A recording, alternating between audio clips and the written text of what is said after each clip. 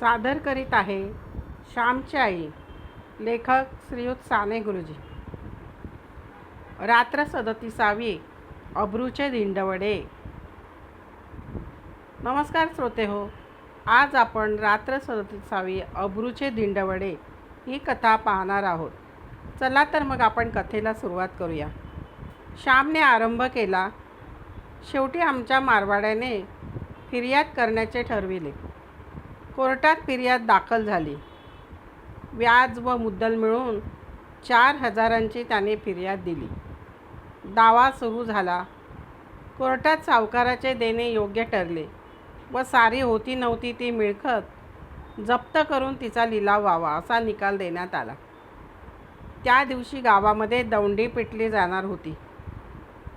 आईला 2 दिवस एक घासही गेला नाही. बिचारीला डोळ्याला डोळासुद्धा लागत नाही. आई जगदंबे, शेवटी या डोळ्या देखत अब्रूचे धिंडवडे होणार ना. या कानांनी ती दुष्ट दौंडी ऐकावयाची. माझे प्राण नेना ग आई, नको हा जीव, अशी ती प्रार्थना करीत होती.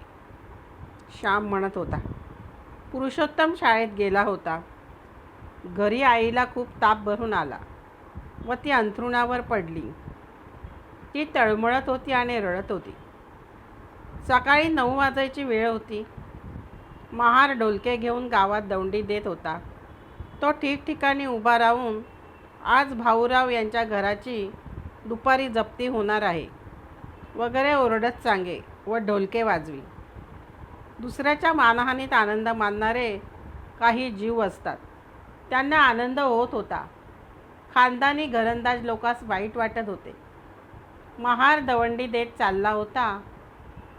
शाळेजवळ येऊन त्याने ढोलके वाजविले. सारी मुले ऐकू लागली. त्याने दवंडी दिली व पुढे गेला. माझ्या भावाला मुले चिडवू लागली. पोरे त्या दवंडीची नक्कल करीत व माझ्या भावाच्या पाठीस लागत. पुरुषाच्या घराची जप्ती होणार, डुमडुम डुमडुम डुम असे ती म्हणत व पुरुषोत्तम रडू लागे. त्याच्या डोळ्यातून अश्रू येऊ लागले. तो मास्तरांजवळ गेला व म्हणाला, मी घरी जाऊ का? मास्तर म्हणाले, कुठे चाललास? बस खाली, अर्ध्या तासाने शाळा सुटेल तेव्हा घरी जा. मास्तरांना त्या लहान भावाच्या हृदयातील कालवा कालव समजली का नाही? 10 वाजले. शाळा सुटली.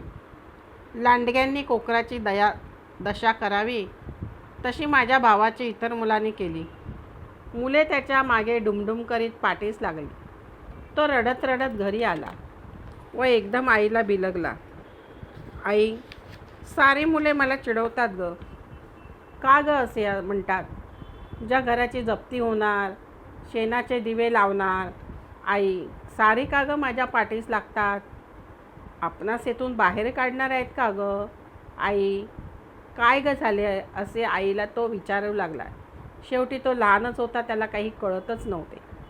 बाळ, देवाची मर्जी, मी काय सांगू तुला, असे म्हणून पडल्याच या पोटच्या गोळ्याला पोटाशी घेऊन आई शतधाराने त्याला स्नान घालू लागली.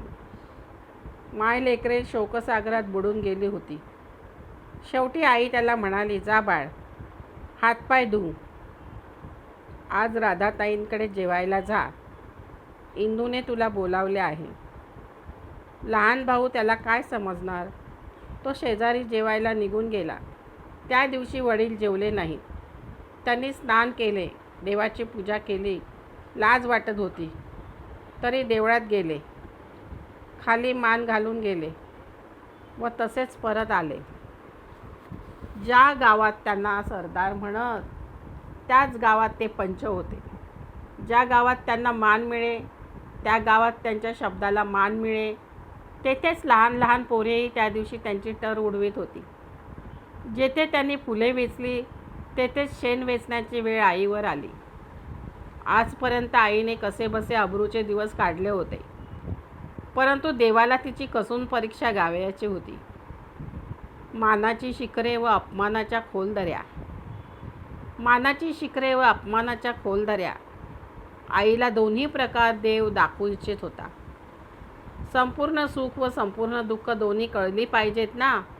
अमावस्या व पौर्णिमा दोन्हींचे दर्शन झालेच पाहिजे या संसाराचे संपूर्ण ज्ञान ती मोठी आई माझ्या छोट्या आईला करून देत होती. दुपारी पोलीस, कारकून, तलाठी, सावकार, साक्षीदार आमच्या घरी सगळेजण आले. घरात स्वयंपाकाची 4 भांडी ठेवून बाकी सारी एका खोलीत त्यांनी अडकवली. आईच्या अंगावर दागिने तर नव्हतेच. मणी मंगळसूत्र काय ते राहिले नव्हते. ते त्या खोलीत टाकून त्याला सावकाराने कुलूप टोकले, सील केले. आम्हाला राहायला 2 खोल्यात मोठ्या कृपेने देण्यात आल्या. ती मंडळी निघून गेली. आई इतका वेळ उभी होती. केळीप्रमाणे ती थरथर कापत होती. अंगात ताप व आत मनस्ताप. आतून बाहेरून ती बिचारी भाजून निघत होती. मंडळी निघून जाताच आई दाडकन खाली पडली. आई आई असे म्हणत पुरुषोत्तम रडू लागला. वडील आईजवळ गेले. तिला अंथरुणावर ठेवण्यात आले. थोड्या वेळाने आईला शुद्ध आले व म्हणाले, ज्याला भीत होते तेच शेवटी झाले. आता जगणे मरणे सारखेच आहे. बिचाऱ्या श्यामच्या आईला केवढे वाईट वाटले, कारण तिच्या घरावर जप्ती आली होती. सोन्यासारखा संसार कोलमडून पडला होता. आता कुठे जावे, काय करावे हे कोणालाच काही कळत नव्हतं. श्रोतेहो, ही कथा येथे संपली. कथा तुम्हाला आवडलीच असेल. कथेला लाईक व सबस्क्राईब करून कमेंटमध्ये जरूर सांगा. धन्यवाद.